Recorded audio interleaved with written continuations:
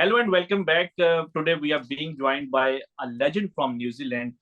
Kane Williamson is with us, who is in Pakistan for the very first time and fresh from his fifth double century in Test cricket. Kane, first of all, thanks for your time. A very happy New Year. Tell us how has been your experience in Pakistan? Yes, thank you. Happy New Year to you too.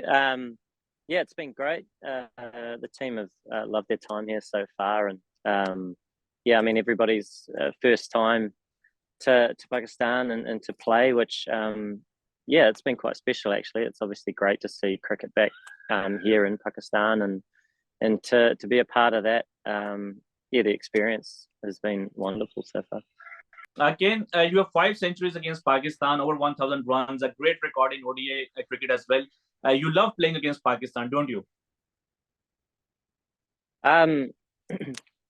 Oh, every time you play Pakistan, it's going to be a tough challenge. They always have, so much talent and so much depth, whether that's fast bowlers, spinners, and certainly the batsmen. So, yeah, look at, yeah, it's just for me focusing on very much about what I'm trying to do for the team and adjust to the conditions that are in front of you, and try and be a part of partnerships, and yeah, that's sort of about it. And whoever you play, you're wanting to try and do as much as you can for your own team. Again, you talked about the conditions here. Most of the times we see that when the non-Asian batters, when they come to Pakistan or in the subcontinent, they struggle. But if we talk about your record, I mean, your average against spin is nearly 70 and nearly 50 in subcontinent. So how do you describe this art of batting against spin?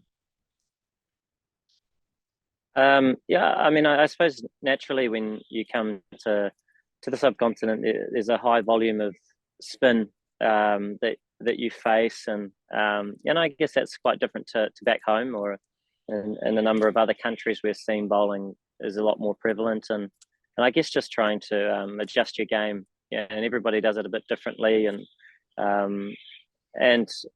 try and get as best you can the feel for the changing conditions, and I suppose be willing to adapt and change your game. So yeah, and then at the same time, that it's not going to be easy, and you're going to get put under pressure, and the bowling and the spinners all around the world, but certainly in the subcontinent, are so used to the skill set that's required, and which is always a tough challenge. So yeah, and working together with your partner, and at the other end, it's a number of things that you're just trying to touch on, because yeah, even I guess you go in Pakistan or perhaps in India or Sri Lanka, and the pitches even in those countries are different from one another as well. They're not the same. So I think wherever you go, trying to have a bit of an open mind, and and adjust your game as well as you can.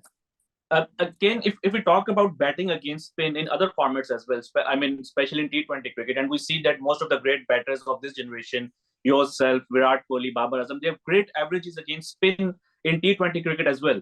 But the strike rate, it becomes low in the middle overs most of the times. So how do you see the construction of innings in T20 cricket? Yeah, I think it also depends on the style of cricket as a team that you're trying to play, because often there's probably a high percentage of overs that of spin bowling straight out of the power play. Obviously, the field goes back, and so there's a few tendencies that seem to happen that perhaps create stats, that suggest whatever they do. But yeah, so yeah, it's sort of one of those things, and I think as a team, you're always looking at areas where you can touch on and try and improve, or navigate if you need to, or whether the wickets are turning or whether they're not, and obviously that would depend on whether certain bowlers are more of a threat or not. So yeah, I mean, every game's different, all conditions vary, and so you're just trying to adjust accordingly. Again, if we talk about New Zealand's ODI team right now, I mean, as we speak, New Zealand, they're #1 team in the ODI rankings, and you are captaining the side, and this is a World Cup year. There is going to be a World Cup in India this year.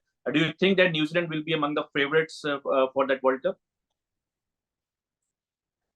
Um, yeah, it's always hard to to know, isn't it? So many good sides, and you go to a tournament like a World Cup, and as we know, on any given day in the short format cricket in particular, it's a game of very, very small margins. So, for us, we're sort of not going to be thinking about that too much. We're going to, shift our focus to the World Cup when the World Cup becomes a little bit closer, and and actually understand that. And when you do play in a World Cup, you play at a variety of different venues where the conditions all vary, and against all different opposition, obviously. So many factors, and so many teams that are more than capable of going a long way in the tournament.